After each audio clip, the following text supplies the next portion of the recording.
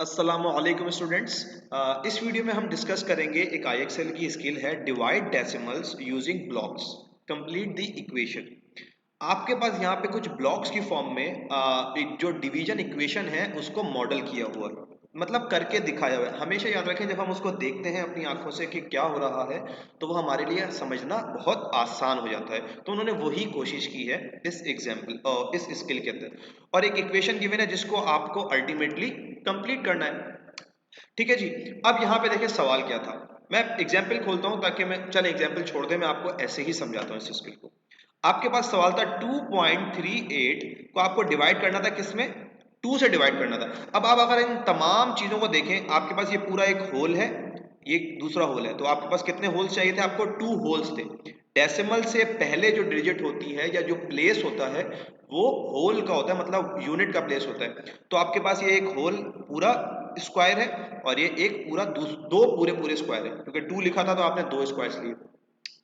आगे decimal point आ गया, इसका मतलब है कि इसके आगे जो नंबर लिखा हुआ है जो कि 8 लिखा हुआ है, ये 10th पार्ट है, होल नहीं है। मतलब एक होल को 10 पीसेस में डिवाइड करके जो एक पीस आएगा उसकी बात हो रही है। ठीक है, तो हमें वो कितने चाहिए? 8 चाहिए। अब आप देखें, अगर इस वाली आप स्ट्रिप को देखें तो ये इस वाले स्क्वायर का 10th पार्ट है, क्योंकि इस वाले स्क्वायर को अगर मैं 10 पीसेस में डिवाइड कर दूं तो मुझे ऐसी एक स्ट्रिप मिल जाएगी।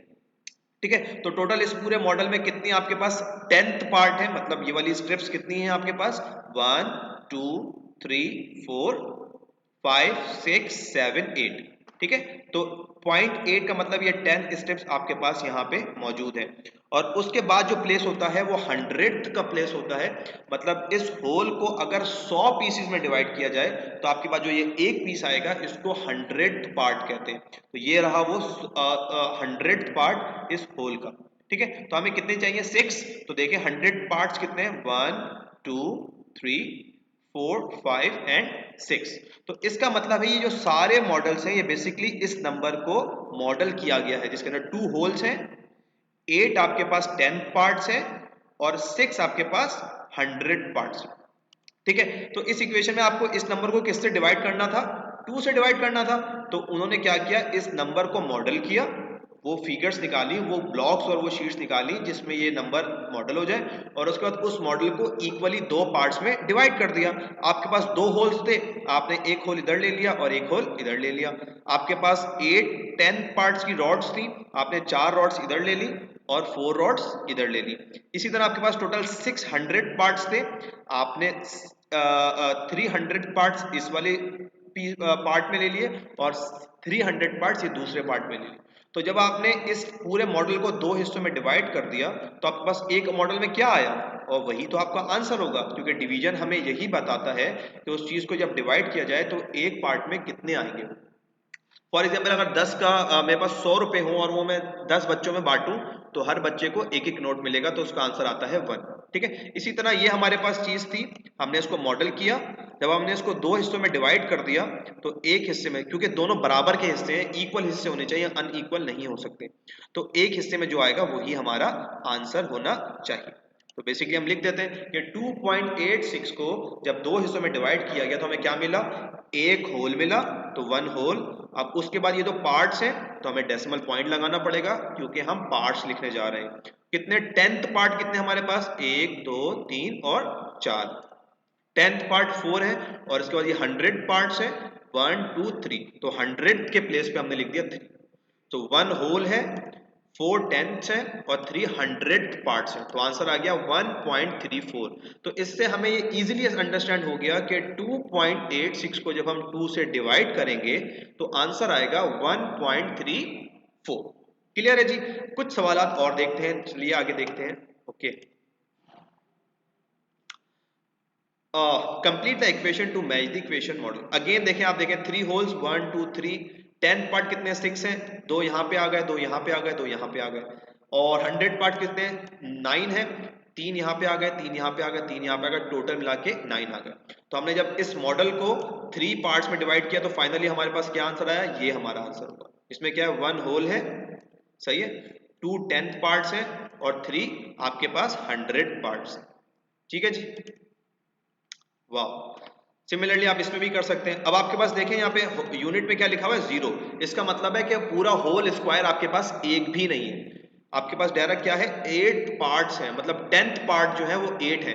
तो ये एक स्ट्रिप आ गई। तो आप देख सकते हैं इस पूरे मॉडल में 8 स्ट्रिप्स हैं जो 10th को रिप्रेजेंट कर रही हैं।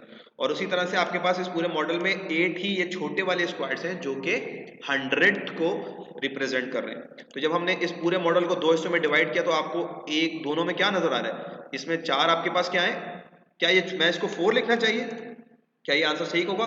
नहीं। 4 का मतलब होगा कि आपके पास 4 होल स्क्वायर्स हैं, जबकि आपके पास 4 होल स्क्वायर्स नहीं बल्कि उन स्क्वायर्स का 10th पार्ट, मतलब ये स्ट्रिप है।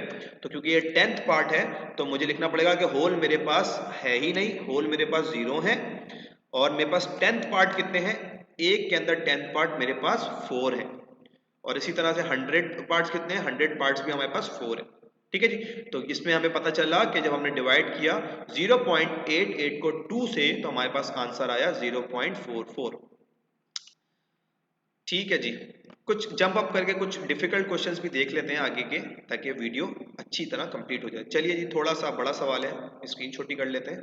चलिए जी देखिए क्या आंसर होना चाहिए। अब देखिए इसमें क्या किया इन्होंने, अब इन्होंने 3.28, ये टोटल है पूरा, सही है। अब 3.28 को इन्होंने कितने पार्ट्स में डिवाइड किया है कि आपके पास फाइनल आंसर क्या आ रहा है, आपके पास 0.82। आप देख सकते हैं इन तमाम के अंदर 0.82 है, कि इसके अंदर किसी में भी होल मौजूद नहीं है। फाइनल आंसर में आप देखें किसी में भी होल मौजूद नहीं है। 8th पार्ट 10th पार्ट 8 है सब में, ये देखिए, और 100 पार्ट 2 है सब में। ठीक है जी। इन सब को जब आप मिलाएंगे तो आपके पास 3.28 बनेगा। अब अगेन आप कंफ्यूज शायद हो रहे हो इस मौके पे कि आप कहेंगे सर इसके अंदर होल तो एक भी नहीं है। बिल्कुल आप ठीक कह रहे हैं, इसके अंदर होल एक भी नजर नहीं आ रहा। लेकिन याद रखें जब आप इनको आपस में मिलाएंगे तो ये तो 8 रॉड्स हैं इसलिए होल नहीं बन पाया, लेकिन अगर 2 यहाँ की रॉड इसके साथ आके मिल जाए तो वो एक होल कंप्लीट हो जाएगा।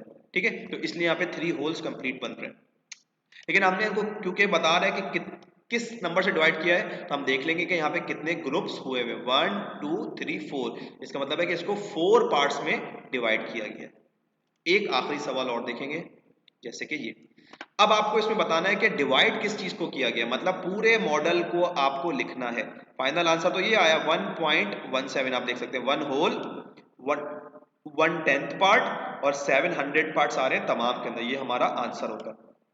और 4 बता रहा है कि इनको 4 पार्ट्स में डिवाइड किया गया है। फाइनली डिवाइड किस चीज को किया गया है, इन सबको सम करेंगे तो हमें पता चल जाएगा। इन सबको कलेक्ट करेंगे, कलेक्ट कर लीजिए कितने होल्स हैं आपके पास, 1 2 3 4।